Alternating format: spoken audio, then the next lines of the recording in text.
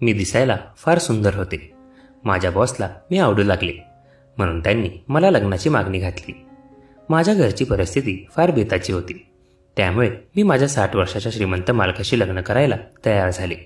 लग्नानंतर माझ्या लक्षात आलं की रोज रात्री माझा नवरा रूमचा लाईट बंद करूनच माझ्याजवळ येतो. एके दिवशी माझा नवरा रूममध्ये आला आणि मी रूममध्ये लाईट चालू केला. तेव्हा समोरील दृश्य पाहून माझ्या पायाखालची जमीनच सरकली, कारण तो तर माझाच. मी वृषाली. मी एका सामान्य घरातील मुलगी होते. माझे बाबा एक मजूर होते आणि आई भांडी धुण्याची कामं करायची. आम्ही 3 बहिणी होतो. बहिणींमध्ये मी मोठी होते. माझं वय आता 28 वर्ष होतं. मला लग्नासाठी स्थळं तर येत होते, पण माझ्या लग्नासाठी आईबाबांकडे पुरेसा पैसा नव्हता, म्हणून माझे आईबाबा माझं लग्नही करत नव्हते. माझं शिक्षण 12वी पर्यंतच झालं होतं. घरात हातभार लागावा म्हणून मी नुकतीच एका कंपनीमध्ये जॉबला लागले होते. माझं शिक्षण कमी असल्यामुळे अनेक ठिकाणांहून माझा रिझ्यूम रिजेक्ट झाला होता. पण एका कंपनीत माझा इंटरव्ह्यू झाला. तेथील साहेबांनी मला बघितलं आणि त्यांनी मला एकही प्रश्न न विचारता मला त्या कंपनीमध्ये कामाला ठेवलं. माझा जॉब सुरू झाल्यापासून घरात माझी मदत होत होती. मी माझी सर्व कमाई घरात देत होते. जॉब करत करत मला 6 महिने होत आले होते. अजूनही स्थळं येऊन पण माझे आईबाबा माझ्या लग्नाचा विषयही काढत नव्हते. माझे 60 वर्षांचे बॉस अनेक वेळा मला त्यांच्या गाडीने घरी सोडायला यायचे. माझी परिस्थिती पाहता ते मला स्वखुशीने मदतही करत असायचे. मला तो माझ्या बॉसचा चांगुलपणा वाटला होता. पण एके दिवशी संध्याकाळी माझ्या बॉसने मला एक्स्ट्रा काम आहे सांगून थांबवलं.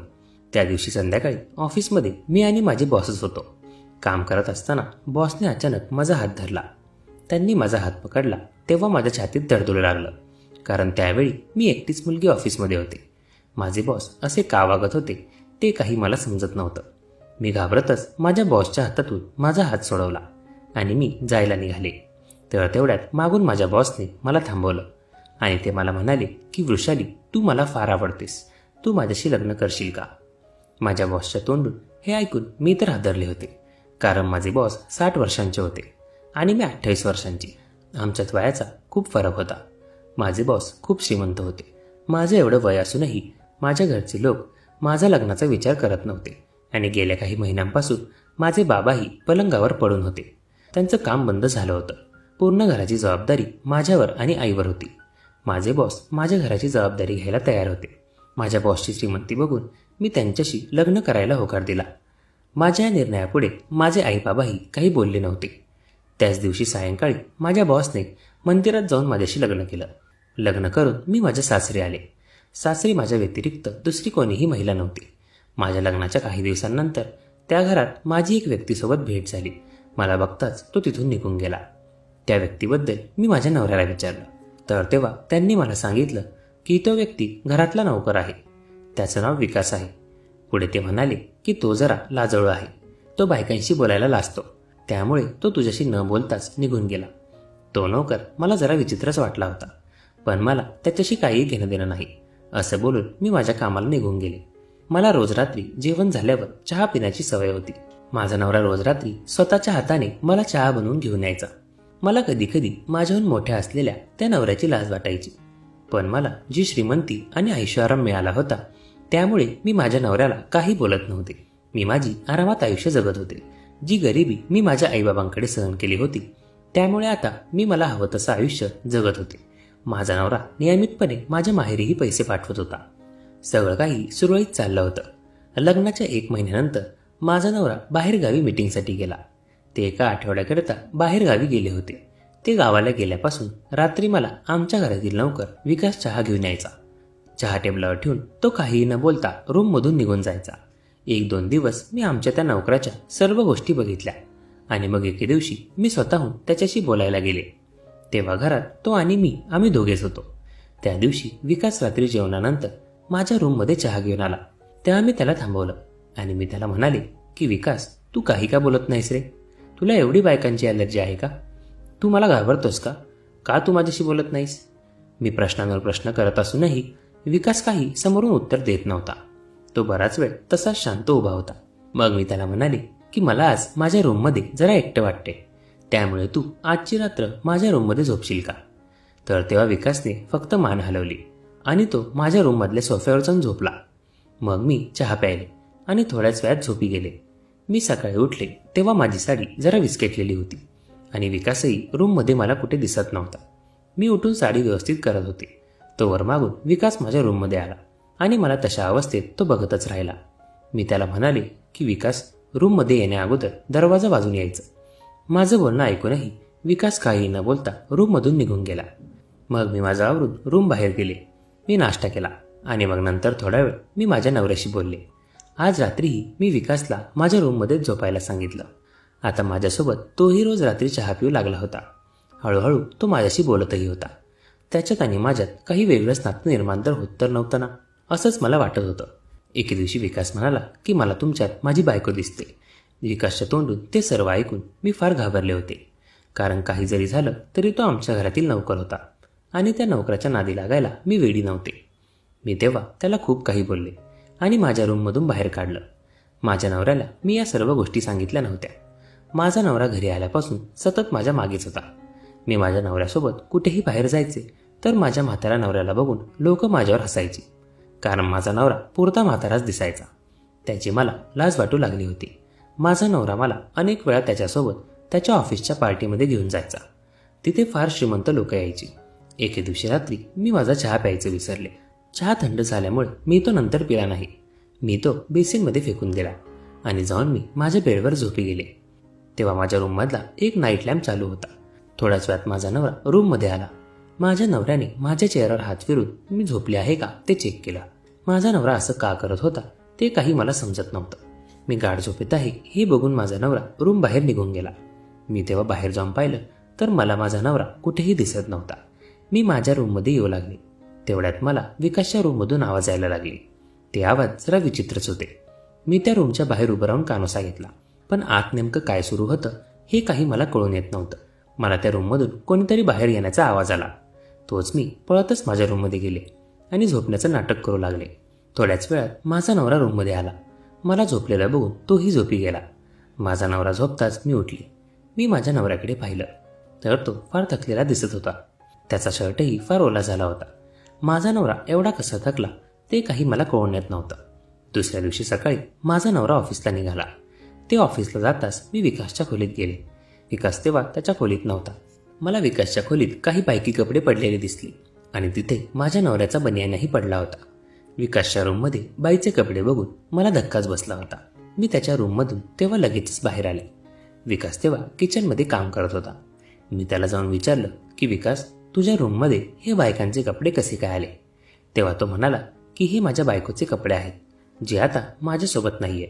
तिच्या आठवणीत मी हे कपडे माझ्याकडे ठेवले आहेत. त्या दिवशी रात्री मी माझ्या नवऱ्याला म्हणाले की आपल्या लग्नाला आता 6 महिने होत आले, तरी अजूनही आपल्याला मूलबाळ होत नाहीये. आता आपण डॉक्टरचा सल्ला घ्यायला हवा. माझ्या बोलण्यावर माझ्या नवऱ्याने फक्त मान हलवली आणि तो तिथून निघून गेला. काही वेळाने माझा नवरा माझ्यासाठी चहा घेऊन आला. मी चहा प्यायले आणि झोपी गेले. दुसऱ्या दिवशी सकाळी माझा नवरा मला म्हणाला की तू रात्री मला बाळाबद्दल विचारलंस ना, तर मलाही वाटत आहे की आपण आपलं एकदा चेकअप करून घ्यावं. माझ्या नवऱ्याला माझं म्हणणं पटलं होतं. मग आम्ही तेव्हा हॉस्पिटलमध्ये चेकअपसाठी गेलो. डॉक्टरांनी आम्हा दोघांच्या काही तपासण्या केल्या आणि त्यांनी आम्हाला दुसऱ्या दिवशी रिपोर्ट घेण्यासाठी बोलवलं. दुसऱ्या दिवशी आम्ही रिपोर्ट घेतले. तेव्हा ते रिपोर्ट पाहून तर माझ्या पायाखालची जमीनच सरकली, कारण त्या रिपोर्टमध्ये असं लिहिलं होतं की मी कधीच आई होऊ शकत नाही. मला हे समजताच मी खूप रडले.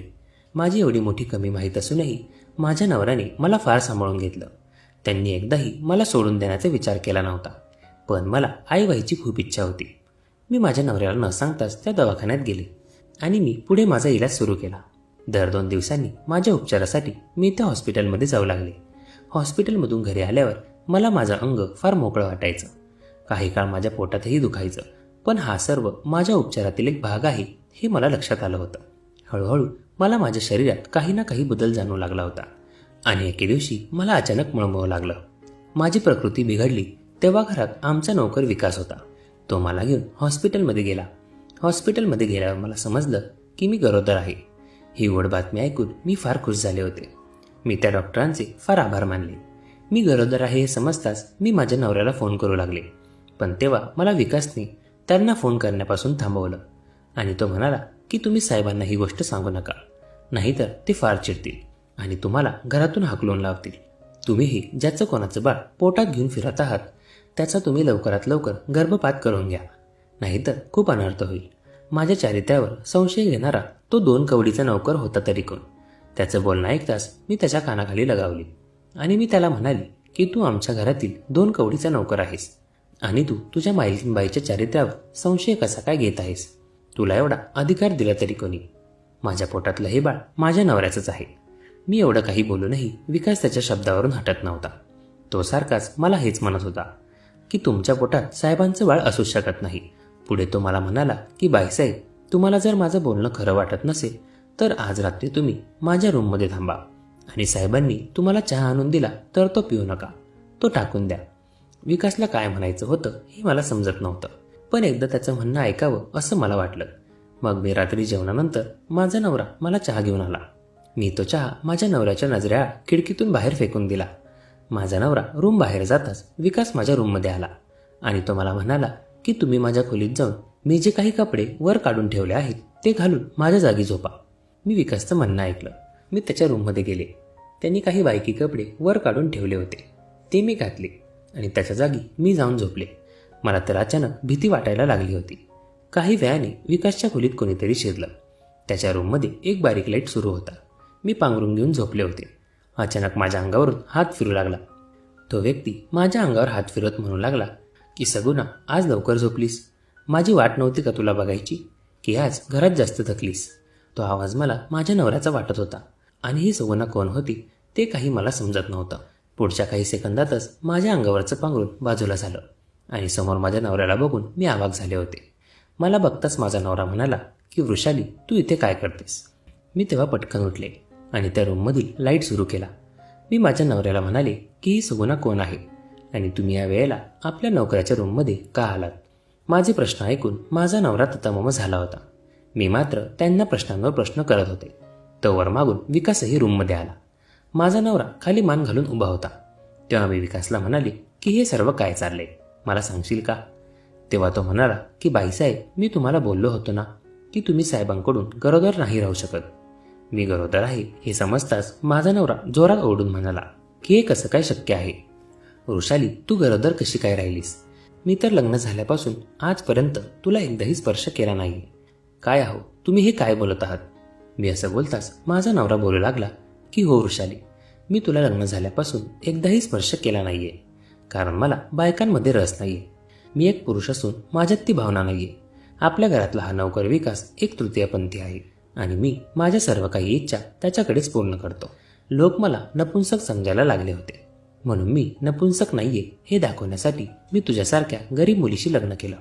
रोज रात्री तुला चहामध्ये झोपेचं औषध देऊन मी रात्री विकासच्या म्हणजे या सगुणाच्या रूममध्ये यायचं आणि तू कधी आई होऊ शकत नाही हे खोटे रिपोर्ट मीच बनवायला सांगितले होते. वृषाली, मला माफ कर. माझा नवरा हा कधी माझा नव्हताच हे मला समजल्यावर मी आतून फार तुटले होते. माझ्या पोटातलं बाळ हे माझ्या नवऱ्याचं नव्हतं. मग ते बाळ कोणाचं होतं या विचारात मी होते. मी माझ्या नवऱ्याला मी घेतलेल्या त्या उपचाराबद्दल सांगितलं. तेव्हा माझ्या नवऱ्याने सर्व तपास घेतला. मग समोर आला तो नालायक डॉक्टरचा चेहरा. त्याने उपचार सांगून मला बेशुद्धीचं औषध देऊन माझ्यासोबत नको ते कृत्य केले होते. माझ्या मजबुरीचा त्यांनी फायदा उचलला होता. एकंदरीत माझ्यासोबत खूप मोठा धोका झाला होता. माझं आयुष्यच बर्बाद झालं होतं. त्या डॉक्टरला पोलिसात जमा केलं गेलं. माझ्या नवऱ्यानेही माझ्यासोबत खूप मोठा धोका केला होता. त्याने माझी माफी तर मागितली, पण ती माझ्या आयुष्यातील अशी ठेच होती जी मी कधीच विसरू शकणार नव्हते.